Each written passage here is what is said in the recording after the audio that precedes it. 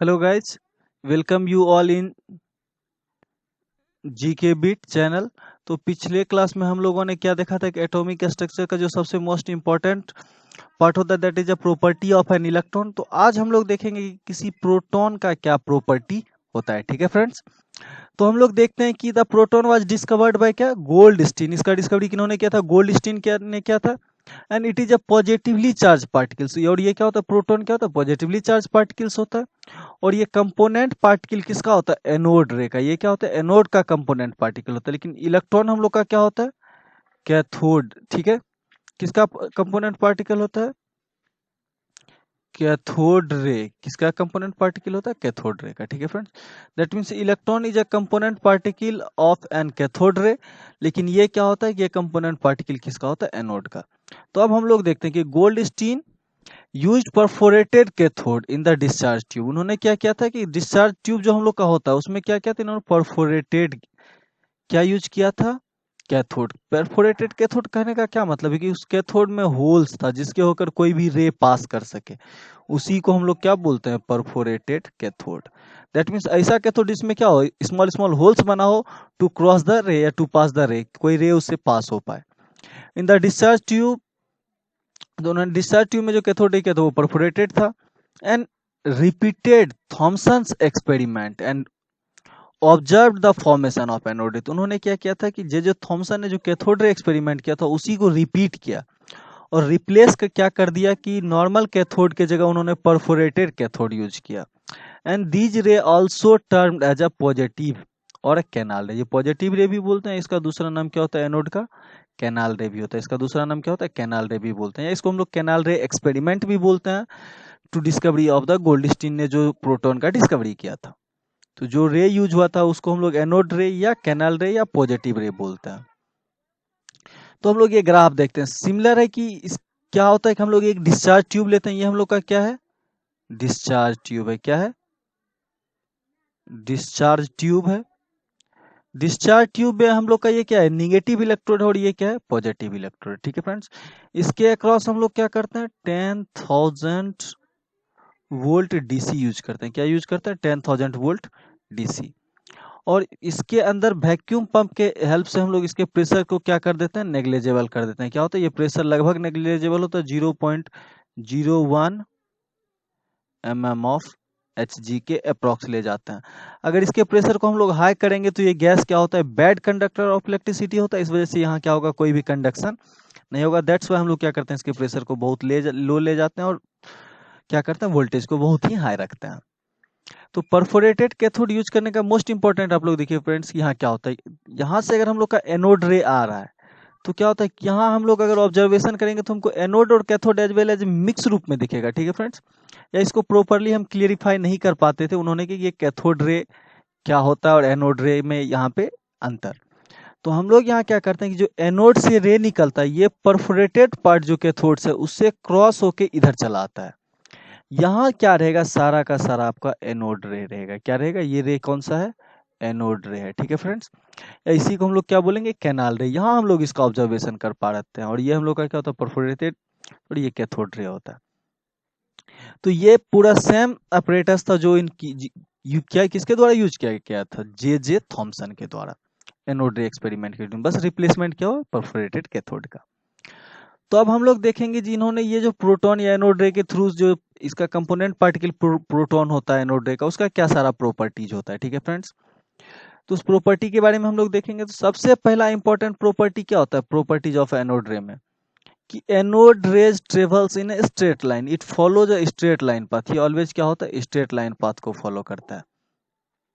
Anode rays are material particle, that means इसके particle में क्या होता है, मास होता है, मटेरियल पार्टिकल्स होते हैं। ठीक है, एनोड रे किससे मिलके बना होता है, मटेरियल पार्टिकल्स। हम लोग कह सकते हैं कि anode ray is accumulation of protons having mass. ठीक है friends, anode rays are positively charge, और ये हम लोग का क्या होता है, पॉजिटिवली चार्ज होता है। ठीक है फ्रेंड्स, ये क्या होता है, एनोड रे हम लोग का पॉजिटिवली चार्ज पार्टिकल्स होता है। एनोड रे में get deflected in external magnet, that means अगर हम लोग यहाँ डिस्चार्ज ट्यूब लगाएं और यहाँ मैग्नेटिक फील्ड यूज करें, दैट मीन्स मैग्नेट यूज करें। ठीक है friends, north and south suppose use करते हैं, तो ये जो हम लोग का एनोड रे आ रहा है ये क्या होगा, इसमें डिफ्लेक्शन आएगा। ठीक है फ्रेंड्स, तो ये क्या होगा कि मैग्नेटिक फील्ड से भी ये अफेक्टेड होता है।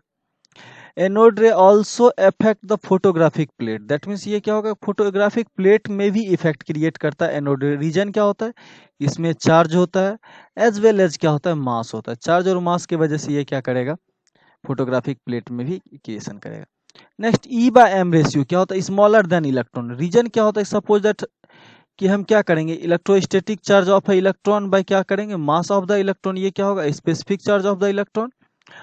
और नेक्स्ट जो हम लोग, ये क्या होगा, specific charge of electron. E by M को हम लोग क्या बोलते हैं, स्पेसिफिक चार्ज। और इलेक्ट्रोस्टैटिक चार्ज में मास ऑफ द प्रोटॉन क्या हो जाएगा हम लोग का, स्पेसिफिक चार्ज ऑफ प्रोटॉन। ये क्या हो जाएगा, ये प्रोटॉन का स्पेसिफिक चार्ज होगा। ठीक है फ्रेंड्स, तो देखते हैं कि मास ऑफ द प्रोटॉन हम लोग का क्या होता है, मास of the proton very very greater than क्या होता है, मास ऑफ द इलेक्ट्रॉन होता है। ठीक है फ्रेंड्स, दैट्स वाई ये अगर मास ऑफ द प्रोटॉन ज्यादा है तो ये पूरा क्वांटिटी क्या हो जाएगा, छोटा हो जाएगा, क्योंकि दोनों का इलेक्ट्रोस्टैटिक चार्ज ऊपर में रहेगा। तो उसके नेक्स्ट जो इंपॉर्टेंट थिंग देखते हैं कि unlike cathode rays their E by M value depends upon the nature of the gas.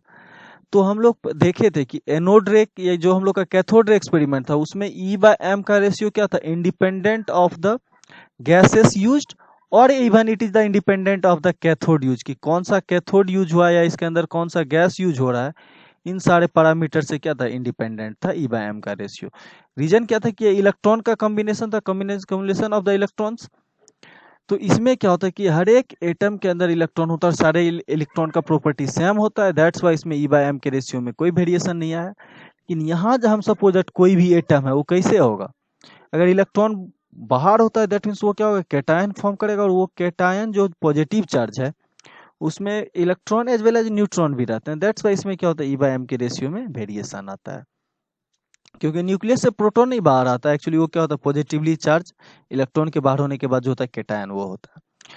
तो ई बाय एम का वैल्यू मैक्सिमम कब होगा, जब हम लोग हाइड्रोजन गैस यूज करेंगे। क्या यूज करेंगे, हाइड्रोजन गैस, क्योंकि हाइड्रोजन गैस अगर आप एक इलेक्ट्रॉन निकाल लेते हैं तो उसमें सिर्फ क्या बचता है, proton. That means hydrogen gas है, अगर इससे हम लोग क्या करें, एक इलेक्ट्रॉन को रिमूव कर दें, क्या कर दें, एक इलेक्ट्रॉन को रिमूव कर दें, तो ये क्या बचेगा, H+, दैट इज एक्चुअली क्या होगा, प्रोटॉन होगा। तो यहाँ हाइड्रोजन गैस का अगर हम लोग यूज करेंगे तो एक्चुअल ये ई बाय एम का रेशियो हम लोग को दे पाएगा। ठीक है फ्रेंड्स, तो ये मैक्सिमम होता है जब हम लोग क्या करते हैं, हाइड्रोजन गैस को यूज करते हैं। These rays produces flashes of ZNS screen, that means zinc sulphide. हम लोग क्या यूज करेंगे, जिंक सल्फाइड। तो ये रे जब जिंक सल्फाइड के सरफेस पे पड़ेगा तो ये क्या प्रोड्यूस करेगा, flash, that means light create होगा, ये फोटोग्राफिक इफेक्ट क्रिएट करेगा। तो उसके नेक्स्ट देखते हैं चार्ज ऑन प्रोटॉन क्या होता है। जैसे हम लोग इलेक्ट्रॉन में देखे थे 1.6 इंटू 10⁻⁻19 कूलम्ब्स था, और वो क्या था, निगेटिवली चार्ज था, और ये प्रोटॉन है, दैट मीन्स ये क्या हो जाएगा, पॉजिटिव। दैट मीन्स इसको हम लोग इलेक्ट्रोस्टैटिक चार्ज ई से दिखाते हैं, और ये क्या होता है, सिर्फ साइन से डिफरेंस होता है किसी प्रोटॉन और इलेक्ट्रॉन के लिए। इलेक्ट्रॉन पे इतना निगेटिव चार्ज होगा और प्रोटॉन पे इतना ही पॉजिटिव। ये दूसरा पैरामीटर्स होता है जिसमें हम लोग चार्ज को मेजर करते हैं, that is electrostatic unit.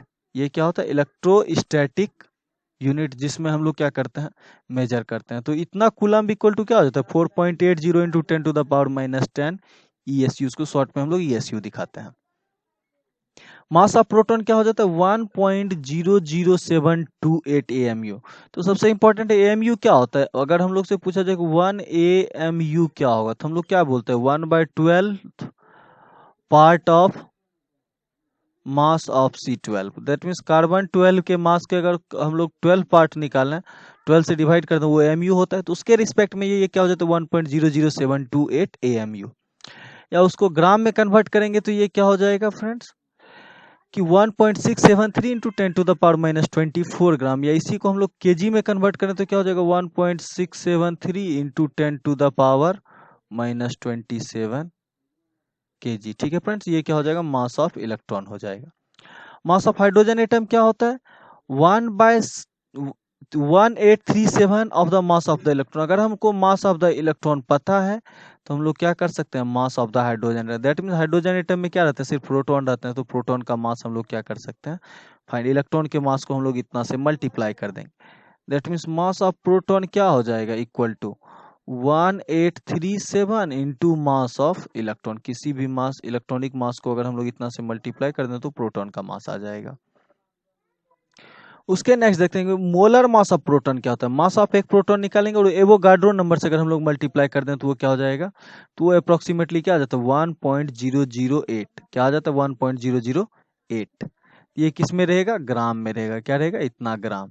That means अगर ये पूछ दे 6.022 इंटू 10⁻23 प्रोटॉन का मास कितना हो जाएगा, तो ये क्या हो जाएगा 1.008 ग्राम। ठीक है फ्रेंड्स, तो दैट इज अप्रॉक्स होता है।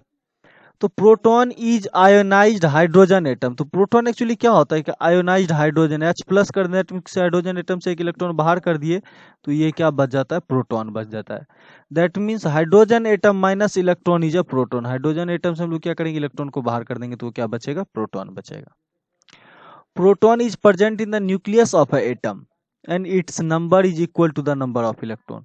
तो कोई भी एटम हम लोग जानते हैं कि वो क्या होता है, न्यूट्रल होता है। दैट मीन्स अगर जितना निगेटिव चार्ज है उतना ही क्या होना चाहिए, पॉजिटिव चार्ज। तो इलेक्ट्रॉन में जो सेल होता है, जितना इलेक्ट्रॉन होगा दोनों का चार्ज क्या होता है, इक्वल होता है। वो और वो कितना होता है 1.6 इंटू 10⁻⁻19 कूलम। ये निगेटिव होता है और ये पॉजिटिव होता है। दैट मीन्स अगर न्यूट्रल होने के लिए जितना इलेक्ट्रॉन होगा उतना ही प्रोटॉन होना जरूरी है। दैट मीन्स कि इलेक्ट्रॉन जितना इलेक्ट्रॉन और प्रोटॉन का नंबर क्या होना चाहिए, इक्वल होना चाहिए। क्या होना चाहिए, इक्वल, जो क्या होता है एटॉमिक नंबर के इक्वल होता है। ठीक है फ्रेंड्स, और ये जो इलेक्ट्रॉन हम लोग क्या बोलते हैं, सेल्स में पाया जाता है अलग अलग, जो first cell, K cell, L cell, M cell होता है, उस सेल में पाया जाता है। लेकिन जो तो आपका प्रोटॉन है वो क्या होता है, अलोंग विथ न्यूट्रॉन न्यूक्लियस में होता है। वो क्या होता है, न्यूक्लियस में पाया जाता है। जो कि रदरफोर्ड एक्सपेरिमेंट के दौरान हम लोग को पता चला था कि वो चार्ज क्या होता है, न्यूक्लियस पे होता है। तो mass of 1 mole of proton हम लोग पहले ही बोले कि 1.007 या कोई 1.008 ग्राम भी यूज करते हैं। दैट मीन्स दोनों आप कोई भी यूज कर सकते हैं।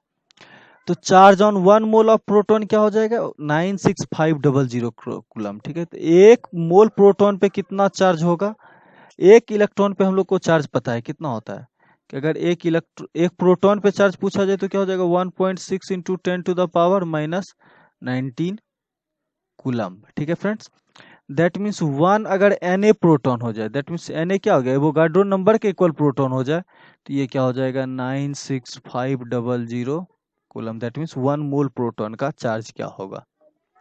The volume of a proton, किसी भी प्रोटॉन का वॉल्यूम क्या होता है, तो वो हो जाता है, क्योंकि अगर हमको रेडियस पता हो तो क्या हो जाएगा 4/3 pi r of radius of the proton का क्यूब। ये क्या देगा, वॉल्यूम। और जो कितना हो जाता है 1.5 इंटू 10⁻⁻34। दैट मीन्स ये वॉल्यूम क्या हो जाएगा 1.5 इंटू 10⁻⁻34 सेंटीमीटर क्यूब। ये क्या होता है, किसी भी प्रोटॉन का वॉल्यूम होता है। स्पेसिफिक चार्ज ऑफ प्रोटॉन क्या हो जाता है, स्पेसिफिक चार्ज हम कहने का क्या मतलब है फ्रेंड्स, E/m का रेशियो। क्या वो कहने का मन है, E का E/m। तो ये क्या हो जाता है 9.58 इंटू 10⁻⁴ कूलम पर ग्राम होता है। पर ग्राम में ये यूनिट होता है। ठीक है फ्रेंड्स, अगर केजी में करेंगे तो यही हम लोग का क्या हो जाएगा 10⁻, तो हम लोग केजी में करने का मतलब क्या है, इसको 10⁻³ से ऊपर जाके क्या हो जाएगा 10⁻⁷। तो अगर इसको केजी में कन्वर्ट करेंगे तो 9.5 इंटू 10⁻⁷ कूलम पर केजी हो जाएगा।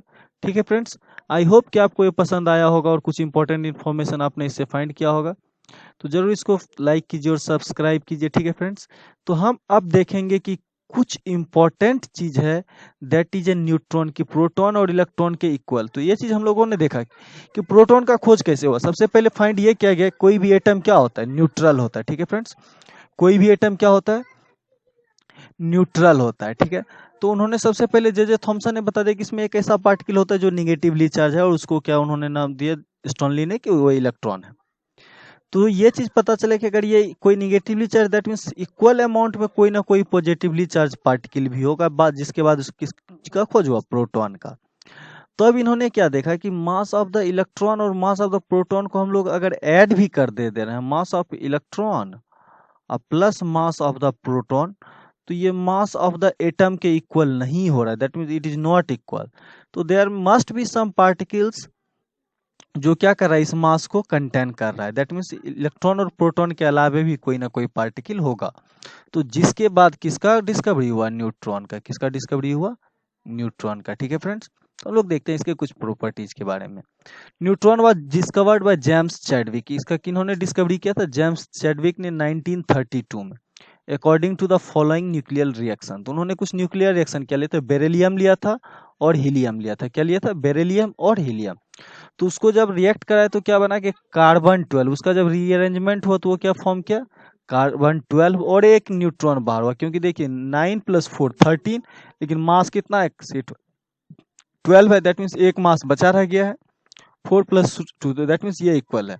तो एक्स्ट्रा जो ये पार्ट बचा कार्बन के साथ, इसको क्या उन्होंने नाम दिया? न्यूट्रॉन नाम दिया। ठीक है, उसके अलावा एक और इंपॉर्टेंट रिएक्शन है कि बोरॉन और हीलियम के साथ अगर हम लोग रिएक्शन करें, that means bombardment of the helium on the boron, तो ये क्या होगा? यहाँ से भी नाइट्रोजन के अलावा एक क्या होता है? न्यूट्रॉन बाहर होता है। तो इन फॉलोइंग रिएक्शन के अकॉर्डिंग उन्होंने क्या बताया कि न्यूट्रॉन का डिस्कवरी किया। तो the reason for the late discovery of neutron was its neutral nature, कि ये क्या होता है? न्यूट्रल होते हैं। तो इसको अलग अलग डिस्चार्ज ट्यूब या किसी भी इलेक्ट्रिक मैग्नेटिक फील्ड में ले जाने के बाद इसका डिफ्लेक्शन हम लोग मेजर नहीं कर पाए। दैट मीन्स ये क्या होता है? न्यूट्रल होता है।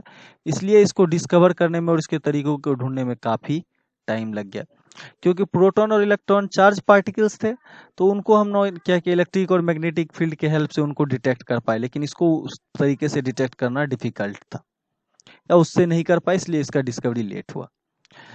तो neutron is slightly heavier than proton. ये क्या होता है? मास तो कंटेन करता है लेकिन थोड़ा सा ज्यादा हैवियर होता है। सपोज दैट किसी भी प्रोटॉन का मास है तो उसका 0.18%, जो कि अप्रोक्सीमेटली नेग्लिजिबल है, 1% से भी बहुत कम है। तो ये क्या होता है? बस स्लाइटली हैवियर होता है क्या? प्रोटॉन से। ठीक है फ्रेंड्स, मास ऑफ न्यूट्रॉन क्या होता है? 1.675। जिस हमने क्या देखा? तो 1.673 किसके लिए होता है? प्रोटॉन के लिए। लेकिन 7 के बाद यहाँ एक एक्स्ट्रा पॉइंट क्या गया? 75 इंटू 10⁻⁻24 ग्राम। दैट मीन्स 1.008 तो प्रोटॉन का भी था, बस एक्स्ट्रा क्या हो गया? 99 मास of the hydrogen atom. Hydrogen atom के मास को इतना टाइम से। ठीक है, तो ये मास ऑफ द प्रोटॉन आ गया। तो specific charge of neutron is 0, क्योंकि इसमें इलेक्ट्रॉन, क्योंकि ये क्या होता है? E/m का रेशियो होता है, और किसी न्यूट्रॉन के लिए E का वैल्यू क्या हो जाता है? 0। क्या हो जाता है? 0 हो जाता है। दैट मीन्स E/m का रेशियो क्या हो जाएगा? 0। डेंसिटी क्या हो जाता है? 1.5 इंटू 10⁻⁻14 ग्राम पर सेंटीमीटर क्यूब। ये क्या है? सेंटीमीटर क्यूब है। चलिए ये क्या है? Centimetre cube. तो इसका डेंसिटी होता है किसी भी प्रोटॉन न्यूट्रॉन का। 1 मोल ऑफ न्यूट्रॉन इज कितना ग्राम हो जाएगा? 1.008 और 99 ग्राम हम लोग यूज कर सकते हैं। And neutron is heaviest among all the fundamental particle present in an atom. जितना भी उसकी कोई भी पार्टिकल प्रेजेंट होता है उसमें सबसे हैवीएस्ट कौन होता है? न्यूट्रॉन होता है। Neutron is an unstable particle. ये क्या होता है? अनस्टेबल होता है, ये ऑलवेज स्टेबल नहीं रहता है। न्यूट्रॉन है तो वो ऑलवेज न्यूट्रॉन रहेगा। तो उसमें कुछ फॉलोइंग कुछ रिएक्शंस है जो हम लोग का उसका डीके में दिया हुआ है कि एक न्यूट्रॉन है वो किसमें कन्वर्ट होता है? फर्स्ट प्रोटॉन में, एक इलेक्ट्रॉन में, एंड एंटी न्यूट्रिनो। एक न्यूट्रॉन क्या होता है? डीके हो जाता है किसमें? प्रोटॉन में, इलेक्ट्रॉन में और एंटी। क्योंकि रीजन देखिए, ये क्या होता है? न्यूट्रल होता है। अगर एक प्रोटॉन हुआ दैट मीन्स +1 चार्ज है, तो एक इलेक्ट्रॉन भी होना होगा जिसकी वजह से वो माइनस चार्ज हो, और इसका मास प्रोटॉन का 1 का 1 कंटेंट रह जाता है, और एक एंटी न्यूट्रॉन प्रोसेस के दौरान फॉर्म होता है। ठीक है फ्रेंड्स, दैट मीन्स ये ऑलवेज स्टेबल नहीं है। तो न्यूक्लियस के अंदर हम लोग जो जानते हैं प्रोटॉन और न्यूट्रॉन, ऐसा नहीं होता है। वो क्या होता है? न्यूट्रॉन का प्रोटॉन में और प्रोटॉन का न्यूट्रॉन में इंटर कन्वर्सन चलते रहता है विद इन अ न्यूक्लियस। जब सपोज दैट ये न्यूक्लियस है, प्रोटॉन और न्यूट्रॉन है, दैट मीन्स ये प्रोटॉन न्यूट्रॉन के अलावा भी बहुत सारे पार्टिकल, इलेक्ट्रॉन और एंटी न्यूट्रिनो होते हैं जो एटम से इस न्यूक्लियस से बाहर नहीं आता, बस आपस में क्या होता है? इंटर कन्वर्ट होकर न्यूट्रॉन से प्रोटॉन और प्रोटॉन से न्यूट्रॉन में इंटर कन्वर्सन चलता रहता है। Neutron is a fundamental particle of all the atomic nucleus except hydrogen और प्रोटियम। दैट मीन्स हाइड्रोजन और प्रोटियम में क्या होता है कि आपका नहीं पाया जाता है न्यूट्रॉन, बाकी सारे में क्या होता है? न्यूट्रॉन पाया जाता है जिसके न्यूक्लियस में। That mean it is a fundamental particle except for the hydrogen atom and protium. तो आई होप कि आपको इलेक्ट्रॉन, प्रोटॉन, न्यूट्रॉन के बारे में कुछ इंपॉर्टेंट इन्फॉर्मेशन मिले होंगे। आपको पसंद आया होगा तो जरूर इसको लाइक कीजिए, सब्सक्राइब कीजिए और शेयर करना ना भूलिए दोस्तों के बीच में। Thank you.